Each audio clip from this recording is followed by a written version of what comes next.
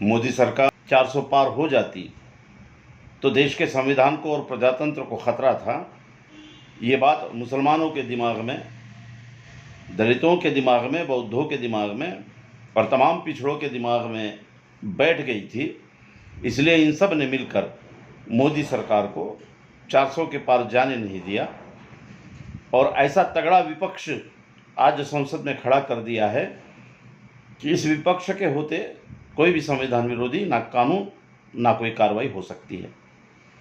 इस बीच एक बड़ी बात ये देखी गई कि ये पहली संसद है मोदी सरकार की नीतीश कुमार और नायडू साहब के संयोग से बनी हुई कि पहले कैबिनेट में कोई भी मुस्लिम प्रतिनिधि नहीं है।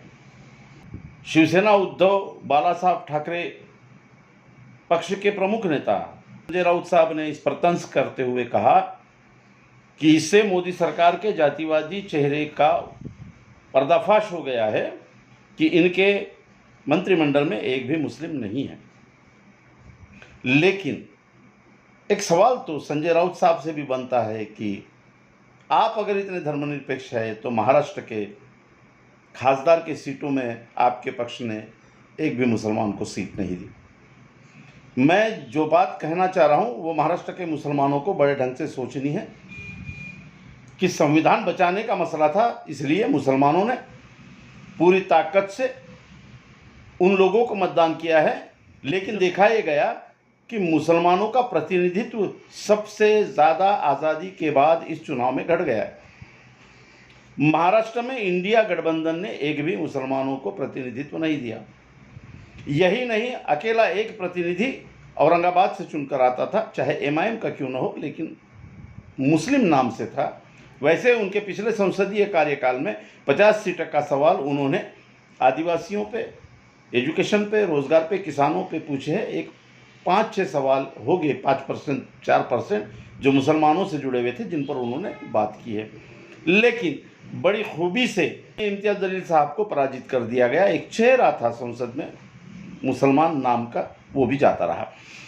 अब अच्छा हिंदू, गलत हिंदू, राम के नाम से मुसलमानों से नफरत करने वाला हिंदू, राम के नाम से ही मुसलमानों को अपना भाई कहने वाला हिंदू, हिंदुत्व के नाम से मुसलमानों पर हमला करने वाला हिंदू और मुसलमानों के साथ हिंदुत्व के नाम से ही भाईचारा रखने वाला हिंदू, सेकुलर हिंदू, समाजवादी हिंदू, कम्युनिस्ट हिंदू, इन सब ने एक ऐसी राजनीति खेली है कि सत्ता में मुसलमान उनका हिमायती बनकर रहे, मददगार बनकर रहे, याचना करने वाला बनकर रहे, लेकिन सत्ता के गलियारे में उसका प्रतिनिधित्व नहीं होना चाहिए। शायद इस बात पर क्या सबकी सहमति है? ये सवाल इसलिए उठ रहा है कि आरएसएस ने एक रणनीति पहले ही घोषित कर दी थी। गोलवलकर ने अपने बंच ऑफ थॉट्स में लिख छोड़ा है कि ना तो स्वायत्त संस्थाओं में, ना विधानसभा में, ना संसद में मुसलमानों को कोई प्रतिनिधित्व मिलना चाहिए।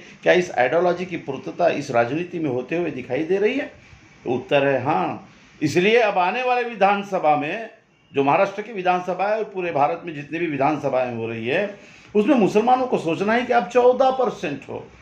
महाराष्ट्र में मुसलमानों से कई गुना कम होने वाले जात के महादेव जनकर जी को टिकट मिलती है। रामदास आठवले जी कहीं से चुनकर नहीं आते हैं। पिछले भी टर्म में वे मंत्री थे, अभी भी वे टर्म में मंत्री हैं।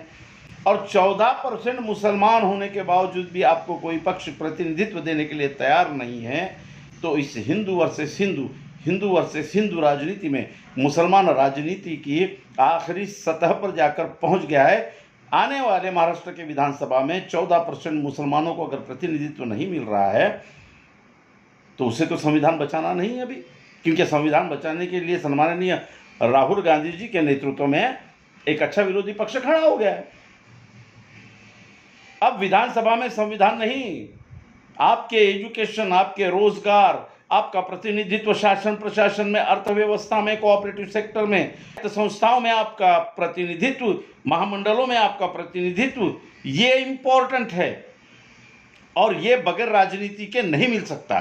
तो मुसलमान जो महाराष्ट्र में 14% है, वे अपनी रणनीति के बारे में सोचे और जो जिस पक्ष में है उस पक्ष में ये बात उठाए कि महाराष्ट्र में 14% मुसलमान है तो 14% प्रतिनिधित्व मुसलमानों को मिलता है, उसको ही हम मतदान करेंगे। इस बात पर आम सहमति बननी चाहिए और केवल बननी नहीं चाहिए, उस पर पॉलिटिकल मूवमेंट शुरू हो जानी चाहिए, वरना इधर उधर से जो भी पक्ष आएगा वहाँ पे यदि आपका प्रतिनिधित्व नहीं रहेगा तो एक आपको दुश्मन करके नकारता रहेगा, दूसरा बेचारा करके थोप कर रखेगा।